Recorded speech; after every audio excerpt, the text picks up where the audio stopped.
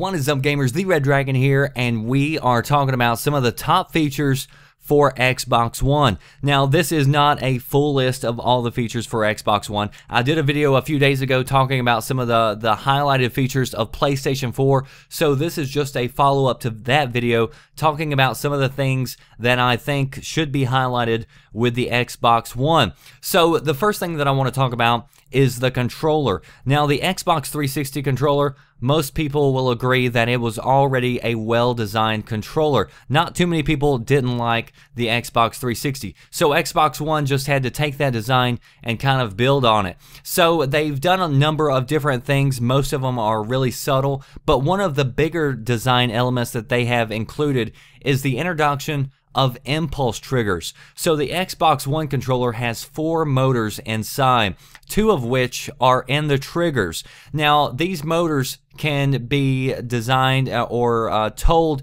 to vibrate in certain ways at certain times. So if you are driving a car across different terrain, you can feel the different terrain in your fingertips, which is one of the most sensitive areas on your hand, of course. So if you are driving across gravel or grass or asphalt, it will feel different when you are pressing the gas. Or if you are shooting a gun, they said if you empty the chamber, then you can feel that, and it will feel different than when you are actually shooting bullets. Or if you're shooting a more higher powered rifle, it's going to feel different than when you're shooting a submachine gun. So all of these different motors add a different dimension to the games, and I've had a lot of people who I've read about who have interacted with this, who have tried it. They said it's just something that you have to feel in order to experience. I had somebody on Twitter the other day say that they got a hold of a Xbox One in Vienna, got to try out several different games at a setup there. And one of the things they walked away most impressed with was the impulse triggers, they said.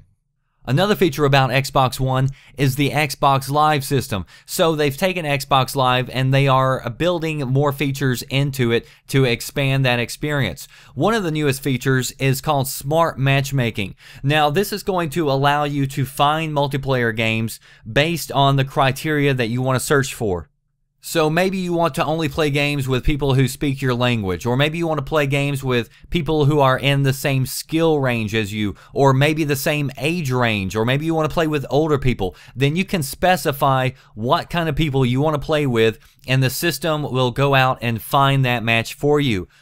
Something else about Smart Matchmaking is that it gives instant feedback to players. So if you have somebody in a room who is constantly being muted by everybody in the room, they're constantly being reported, then Microsoft is going to know that, and it's going to put them in a different group. So it's supposed to filter out the good people from the bad people. So if you have somebody who is never muted, they never get reported, then they are going to be a good player and they're going to be matched up with other good players. Now, if you have people who are constantly, blabbing stuff out on the mic, people are constantly muting them, then it's going to match you up with other people that are just like you. So hopefully this will make multiplayer a lot better experience for a lot of people who jump online and who run across a jerk and whose whole multiplayer experience is ruined because they think that's the way everybody is. So hopefully this will make games a little bit more enjoyable. The other thing about Xbox Live is the $10 billion cloud that I have talked about with Microsoft. So Microsoft has been investing heavily for years and years in building their cloud infrastructure. Now, of course, this wasn't built just for Xbox, but Xbox is supposed to use it heavily. And so these data centers are located all around the world. More than likely, you are in a location pretty close to a data center, and they keep on adding on more. And the reason this is big is the same reason that I talked about months ago when I talked about the $10 billion cloud, is because Microsoft is saying to publishers, big or small, whether you're independent or you're EA or whoever, they're saying, look, you don't have to go out and rent your own dedicated servers anymore. If you want dedicated servers, you can have access to ours. They're already built up all around the world. You don't have to go spin them up yourself. You don't have to go make sure that you have enough in place. We can spin some up as soon as you need them. And what I've been reading and what I've been told by a journalist who works for Wired is that Microsoft is offering these servers next to nothing. So it doesn't make any sense for people not to take them up on this, which means most games should have dedicated servers. Also, with the cloud, they have demonstrated that the AI can actually learn in games, so they showed that off in Forza, but of course that could go over into other games. Like if you're playing a military game, maybe they can, take how people play, and so all of a sudden your campaign could become a lot more realistic because the players are moving more like humans instead of just like computers that are told where to move. The other thing that cloud offers is live updates, real events. If you're playing a sports game, for instance, as players come up to bat, for instance, and their stats change, then your game could be updated, as that is actually happening. Also, achievements can be added whenever the developers want to add some. And then finally, finishing out my list for top features for the Xbox One, I would definitely say Kinect is on that list. So I know Kinect isn't a popular feature with gamers, but let me cover a few different things that I think are pretty cool and interesting about the Kinect. First off, let me address this statement that I always see anytime the Kinect is mentioned. I always see somebody post a comment that says, Kinect 2 will fail because Kinect 1 failed. And I just laugh because it's like, that's the stupidest argument that you could possibly make. It doesn't even make any sense because these people haven't played Kinect. They don't even know what it's capable of, and you have no idea what the experience will be a year from now, 5 years from now, etc. So we don't know what to expect from Kinect. What we do know, the Kinect 2 is a completely different beast than the Kinect 1. It has all new voice algorithms. You can now talk naturally to the system. So it's not like the first Xbox in the way you talk to it. You can walk up to the Kinect 2 and you can say, show me movies with Angelina Jolie and Brad Pitt, and it will bring that up. It also can now see in the dark. It can now also work while you are sitting on the couch.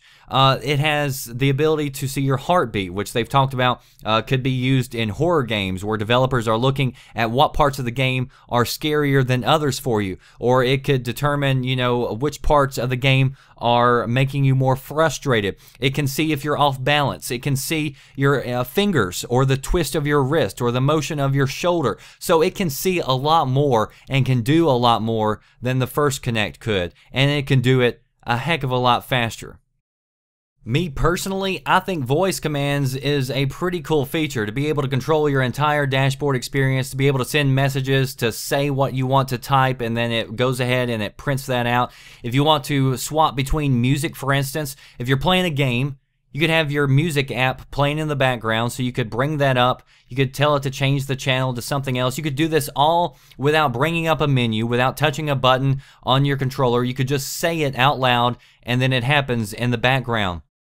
If you're playing a game and you have a really cool moment in game that you want to save, now both consoles can do a save feature, but with the Xbox you can just say, hey Xbox, save that clip, and it will go back and it will save that. So you can continue playing, no menu, no nothing, it's just you say it out loud, it happens, and you continue playing the game.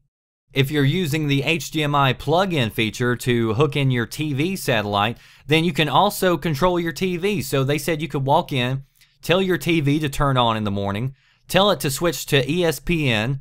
You could lower the volumes, mute it, raise the volume, turn off the TV. You could all do this without ever picking up the remote. You could do it all by voice commands. The Kinect will also allow you to scan in a 3D image of yourself into games that take advantage of that. You can also do picture-in-picture commentary. So if you do live streaming to Twitch, you could have your Kinect set up to, do a selfie cam while you are also streaming your gameplay. So you could have a picture-in-picture stream going on. You also basically have a phone service as well, since you have Skype built in with Xbox. That's going to allow you to make calls as well as do video conferences that you can record and upload. So these are just some of the features with Kinect before you even start talking about the actual in-game implementation of this device and how developers will use it to interact with their games, which we'll definitely keep an eye on to see which developers come up with unique ways to use this technology. And something else to consider that nobody else is talking about is also remember that every Xbox One can turn into a developer kit. And I was just reading an interview with Microsoft Japan where they were saying, you know, they thought that the Japanese developers would really take up with that because, one, every Xbox is a developer kit, so you're giving them access to that power. But also, they're now having full access to the Kinect and also to the cloud if they want that. So Microsoft is saying you have access to all this. So if you want to build games, also they mentioned building games on Windows 8 and Xbox One is going to be very easy to transition back and forth. And the way this Japan article read, it also talked like the developers would have access to be able to create apps. So you might see new apps on the Xbox One, and they might use Kinect in some crazy ways that we haven't even talked or thought about. So I think it's really premature to write this off and to say that it's going to be an epic fail before it even comes out there. Let's see what people can do with this technology, and let's see how it plays out once it hits the store shelves. So post below, I want to know what your thoughts and opinions are. What are your favorite Xbox One features? Also, if you wanted to see my other video where I talked about PlayStation 4 features, that link, as well as links to VGN and to my Twitter, my Facebook, my Google+, all the places where you can hook up with me, get the latest news as it happens, that all will be in the description box. If you enjoyed this video, you thought it was informative, entertaining, I hope that I earned your like, and I hope you hit that subscribe button and stay tuned for more. That does it for me, the Red Dragon. I'll see you next time. Thanks for watching.